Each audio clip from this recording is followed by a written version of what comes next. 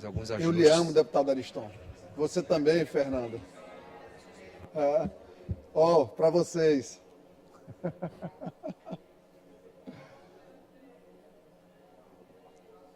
Deputado André, quero lhe dizer que seu marido lhe representou em alto nível em Balsas, viu? Emocionou muita gente lá. Como sempre, eu sempre digo, é um grande homem porque tem uma grande mulher ao lado e principalmente como ele cuida da senhora também. E a senhora cuida dele também, que eu sei. Eu subo à tribuna com a missão de hoje.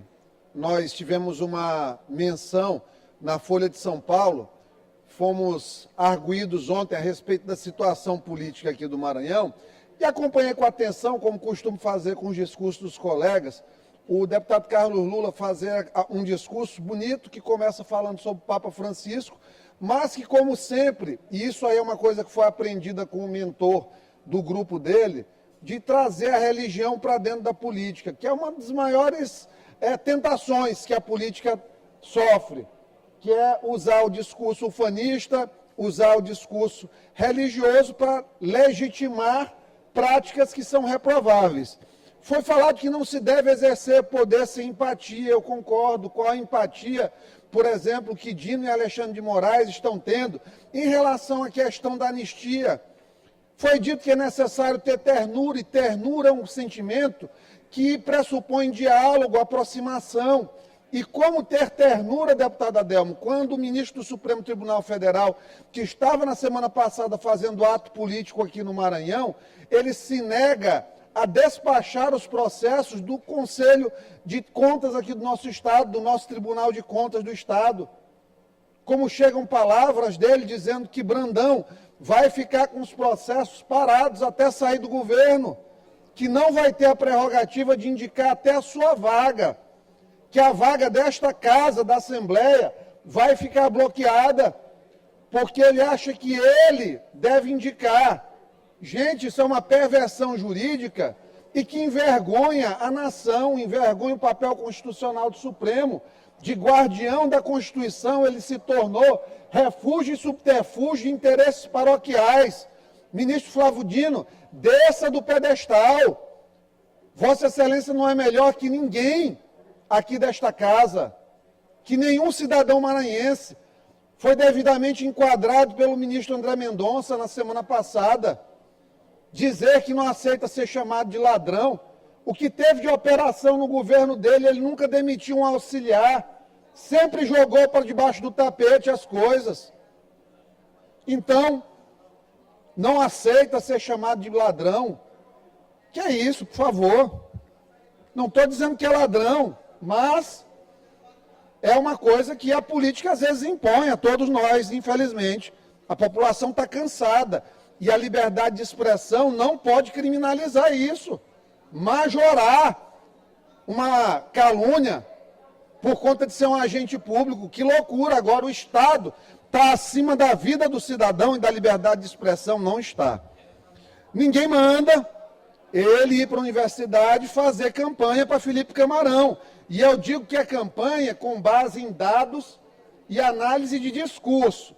Quando ele pega, primeiro, discurso corporal, senta ao lado do mentorado na primeira fila, já é uma sinalização. Segundo ponto, tendo em vista que ele não senta próximo mais do governador do Estado. Segundo ponto, sobe ao púlpito, ao tablado e diz, ele é o cara. Todos estão cientes da candidatura, pré-candidatura de Felipe Camarão. Se ele diz que ele é o cara, ele reforça atributos positivos de uma candidatura.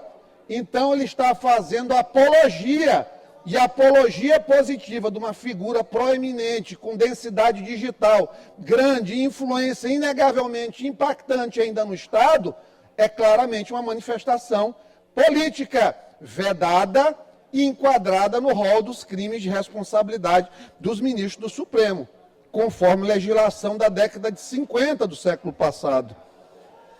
Mas, saindo de falar de coisas ruins, quero externar aqui a Balsas a minha gratidão pelo carinho que recebi, pelos eventos que foram feitos. Dona Jane, tantas pessoas maravilhosas, doutora Leonildes, que me acolheram em suas casas, lá dentro, e que falei com centenas de pessoas, e que tirei centenas de fotos, e que ontem fui surpreendido com mais um crime em Balsas, dessa vez um estupro, dentro de uma escola, de uma criança de 6 anos, mas que volta ao tempo dos blocos para detalhar essa situação. Só digo, não ficará impune. Balsas tem meu compromisso. As mães do Maranhão têm meu compromisso em relação a isso. E finalizando aqui, voltando, hoje prestigiando meu colega Carlos Lula, aqui que merece essa consideração, porque fez um discurso bem construído, ele disse, Flávio deveria, Flávio, é porque eles falam tanto em Flávio, inconscientemente, ele disse, Brandão, conselho para você, Brandão, escute Zé Reinaldo. Flávio não escutou os pedidos de Zé Reinaldo, o mentor dele, quem o colocou na política gratuitamente para ser senador. Zé Reinaldo foi ostracizado por Flávio.